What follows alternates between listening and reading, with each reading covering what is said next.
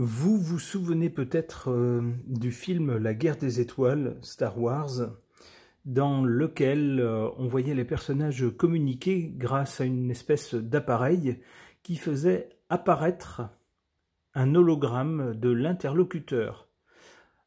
Alors, pour nous tous qui avons vu ce film, c'est de la science-fiction. Eh bien, peut-être pas tant que ça, puisque cet article nous dit « Des scientifiques créent des hologrammes dignes de Star Wars ». La révolution technologique qui va bouleverser nos vies. On nous l'assure, on nous le dit. Alors on nous dit des communications holographiques à portée de main. Imaginez recevoir un appel vidéo où l'interlocuteur apparaît devant vous en 3 dimensions, comme s'il était dans la pièce. Ce n'est plus de la fiction, grâce à la miniaturisation des dispositifs holographiques, il sera bientôt possible d'intégrer cette technologie dans nos smartphones et autres gadgets personnels. La communication à distance va prendre une dimension totalement nouvelle, plus immersive, plus humaine, plus authentique. L'interactivité, voir, entendre et toucher un hologramme. Car en effet, ce n'est pas tout, des équipes de chercheurs ont réussi à rendre les hologrammes interactifs. Grâce à des ultrasons, il est désormais possible de toucher en quelque sorte une image flottant dans les airs, de sentir une texture, de déplacer un objet virtuel du bout des doigts. Alors que nous dit-on d'autre? On nous dit cette dimension tactile ouvre des perspectives vertigineuses. Imaginez l'enseignement, la médecine, l'art ou le divertissement, enrichis par des objets 3D avec lesquels on peut interagir comme avec des objets réels. Alors est-ce que c'est juste une annonce d'une découverte de quelque chose qui a pu être fait techniquement, mais qui va être compliqué peut-être à rendre accessible à tous et puis à utiliser dans la vie de tous les jours? Ou pas, c'est peut-être effectivement l'annonce de ce qui nous attend à l'avenir. Je ne sais pas. Alors, au sujet de cette 3D, de ces hologrammes qui nous permettraient de communiquer en voyant les objets ou la personne en 3 dimensions, j'interroge mon tarot.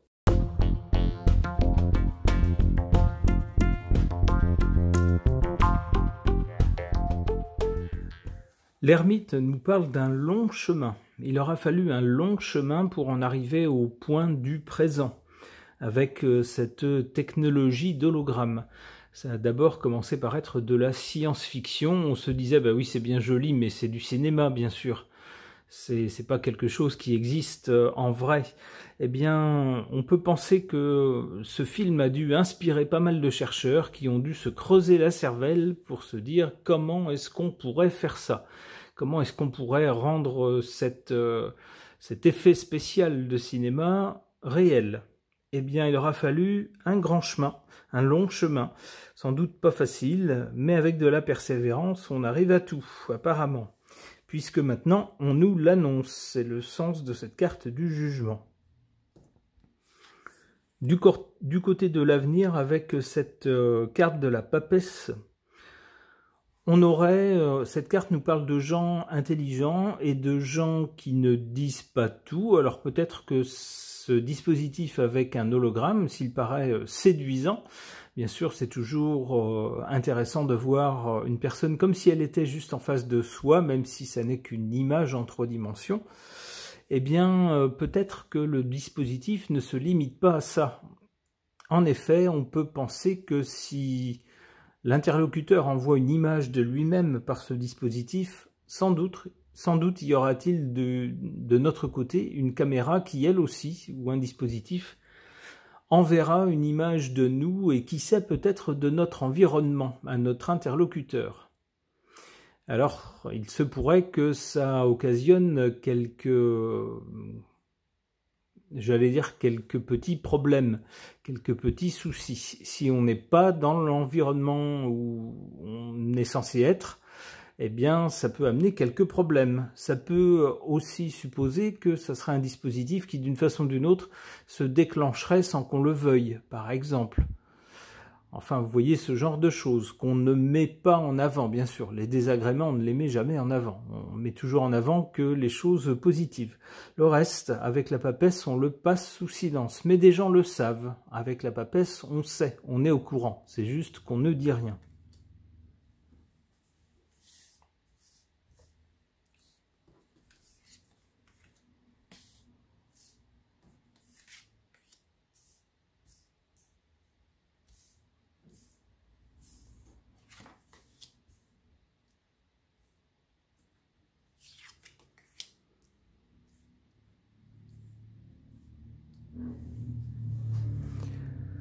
En carte favorable, on a cette carte de l'impératrice qui nous parle de choses bien organisées. Si on nous l'annonce maintenant, c'est sans doute qu'on a pris le temps de développer cette technologie, qu'on a pris le temps d'en faire le tour, qu'on a essayé d'en cerner les problèmes potentiels et puis de l'utiliser pour voir à l'usage ce qui était bien et pas bien, les inconvénients, les choses à améliorer, avant de pouvoir maintenant en parler au public. Et ça tombe bien parce que l'impératrice est également une carte de communication.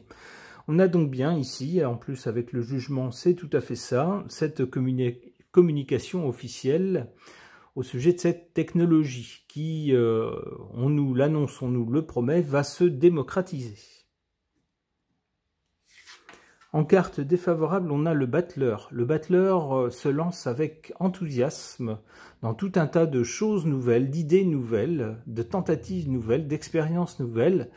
Lui, il est convaincu que ça va marcher, il n'y a pas de problème, il s'en vante même peut-être un peu vite avant d'avoir vraiment expérimenté la chose sur un temps suffisamment long.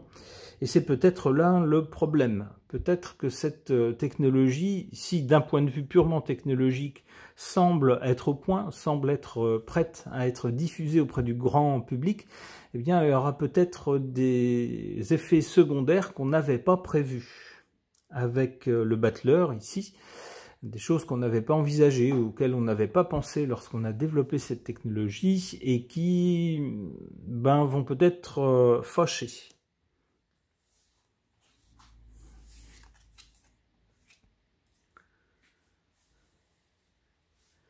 Alors, je ne sais pas de quoi il s'agit, mais du côté de l'avenir, avec la papesse, on a à la fois la sagesse. La papesse, c'est vraiment un personnage intelligent, qui garde la tête froide, qui agit avec logique, avec sagesse, qui ne révèle que ce qu'il faut réserver, qui observe le reste, qui comprend, qui compile le reste, qui fait des analyses et qui en tire une stratégie. Mais avec le mat, c'est tout l'inverse. Le mat, lui, ne suit aucune règle. Il suit son instinct, son impulsion, il fait un peu les choses n'importe comment. C'est peut-être ce qui attend cette technologie. On risque peut-être dans un premier temps de la voir apparaître partout et nulle part sans prévenir, et peut-être aux grandes dames de certaines personnes qui vont dire moi j'ai pas trop envie qu'on projette une image de moi si je l'ai pas demandé. Admettez par exemple que si quelqu'un vous appelle à l'improviste très tard le soir ou très tôt le matin, et si vous êtes au saut du lit et si vous avez plusieurs personnes que vous connaissez mal à l'autre bout, vous n'avez pas forcément envie qu'ils vous voient grandeur nature, même si ce n'est qu'en 3D, mais grandeur nature au saut du lit. Pour certains d'entre nous, on va dire non, il y a quand même un temps de chauffe, de préparation avant d'avoir l'air présentable. Ça pourrait être ça, par exemple. Avec le chariot, malgré tout, il semble que les réticences et les obstacles seront vaincus et qu'on va bien, j'allais dire presque passer en force pour répandre cette technologie. Ok.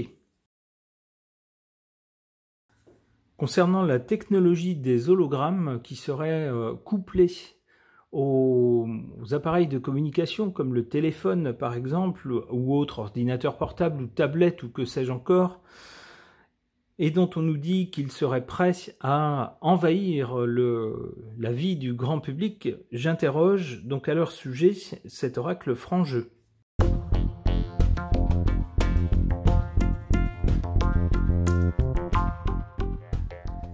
Eh bien, des cartes dont l'une d'entre elles, en tout cas celle du chaos, rappelle le mat dans le tirage précédent, et la carte se trouve du même côté, du côté de l'avenir. Donc on peut penser que c'est une technologie qui va bouleverser pas mal de choses. Alors on a d'abord ici, du côté du passé, de l'origine de cette technologie, la confrontation. On peut penser que s'il y a eu un délai aussi long, s'il a fallu tellement de temps entre le moment où on a vu ça dans un film de science-fiction et puis le moment où maintenant on nous dit que c'est possible technologiquement et que même d'ailleurs ça va se répandre dans les appareils grand public. Entre ces deux moments, il y a sans doute eu des choses qu'on ne sait pas, avec pas mal de confrontations entre les uns, les autres, les égos des uns des autres pour développer ces technologies, les commercialiser, qui va faire quoi, qui va en profiter, etc. Peut-être aussi des personnes qui se sont dit non, faut pas faire ça, c'est pas une bonne chose, ou alors il faut le réserver que à certains cercles, peut-être nos élites pour des communications officielles. Par exemple, on a des gens qui nous gouvernent, qui nous disent à longueur de journée que c'est pas bien de polluer, c'est mauvais pour la planète, oulala, qu'on est des méchants pollueurs, mais qui eux-mêmes prennent des avions pour aller à une conférence d'1 heure au bout du monde. Eh bien là, peut-être avec cette technologie, pourrait-il y assister virtuellement. Ça ferait peut-être moins de pollution. Quoi qu'il en soit, en tout cas, maintenant, cette technologie arrive, nous dit-on. Il va donc falloir, d'une façon ou d'une autre, l'accepter. Ici, on voit une main qui lâche un ballon. Jusqu'ici, la main tenait le ballon. Elle tenait cette technologie. Elle était tenue en laisse. Elle n'était pas diffusée dans le grand public. Eh bien, maintenant, ça y est. Ça va être le cas. Eh bien, on nous promet que ça va nous bouleverser la vie, bouleverser des tas de choses avec cette carte du chaos. Alors, le mot chaos est un peu négatif. Moi, j'y verrais plutôt un bouleversement. En effet, on a vu ces derniers temps, par exemple, dans le milieu de l'éducation, beaucoup de problèmes de violence, que ce soit entre élèves, que ce soit d'élèves à professeurs, que ce soit de parents à professeurs, etc., ou même de personnes extérieures qui venaient semer la violence dans des établissements. Eh bien, pourquoi ne pas faire un cours à distance à l'avenir avec chacun chez soi, mais tout le monde avec l'hologramme du professeur en face? Ça pourrait être possible et ça changerait tout. Il n'y aurait plus besoin de se déplacer. Ma foi, on pourrait suivre les cours de chez soi. Il suffirait d'avoir une pièce dédiée ou le coin d'une pièce dédiée, être suffisamment concentré, qu'il n'y ait pas trop de bruit. Et puis, on pourrait suivre ça tranquillement, sous réserve qu'on soit à l'heure pour les cours, évidemment.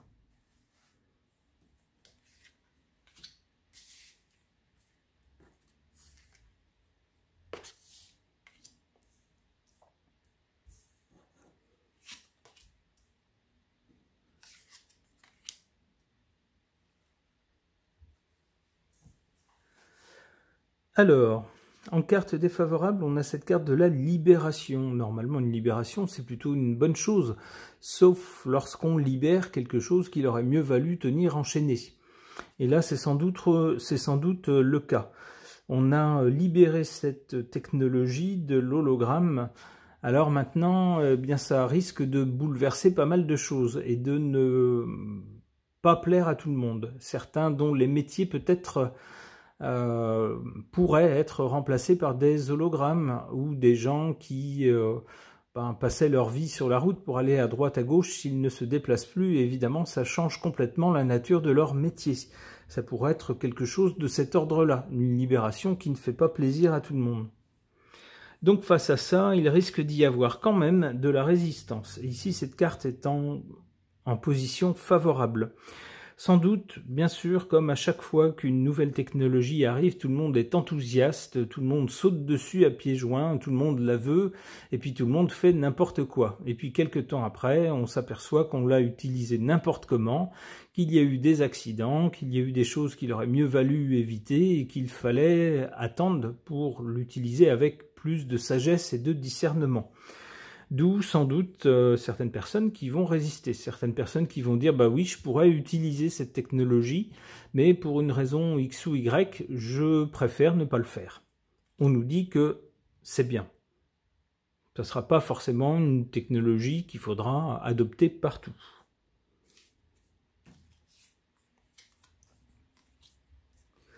Voilà, c'est ce que je vous disais. Après le chaos dans un premier temps, un bouleversement qui va sans doute, avec cette technologie, ça va bouleverser pas mal de choses, changer pas mal de choses, ne serait-ce que, comme je vous le disais, pour les enseignants, ça peut être aussi pour des cours de justice à distance, ça peut être aussi peut-être pour des consultations, j'allais dire médicales. Alors médicales peut-être pas, parce qu'il y a quand même des interactions physiques, parfois, donc là ça ne va pas fonctionner, mais lorsqu'on veut aller voir un conseiller pour ceci ou pour cela, eh bien ça pourrait se faire à distance.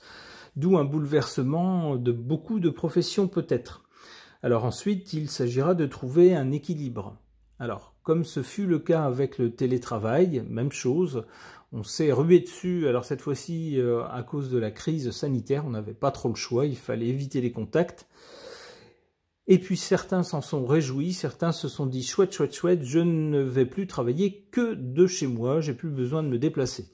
Mais on a vu que ça avait certains effets pervers, alors maintenant il n'est pas question de refuser complètement la chose, mais de trouver le bon équilibre.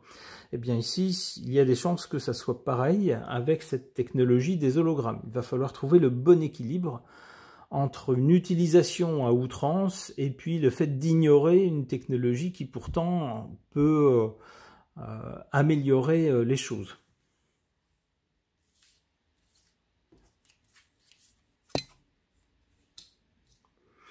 Et à cette condition seulement, on arrivera à cette carte de la joie, c'est-à-dire tout le monde pourra être content si on arrive à ne pas flinguer les métiers des uns et puis à faciliter le travail des autres grâce à cette technologie. Eh bien, c'est ce que j'espère pour nous. Alors, les gens de ma génération, on a déjà fait la plus grande partie de notre vie sans ces technologies. Donc pour nous, ça ne sera pas naturel, ça sera quelque chose d'étranger à nous, à nos vies, auquel il va falloir qu'on s'adapte, qu'on essaye de les apprivoiser petit à petit. Pour les nouvelles générations, ça sera pour eux naturel, ils seront nés avec, ils ne comprendront même pas qu'on ait pu vivre sans. Ce tirage de cartes est maintenant terminé, merci de l'avoir suivi.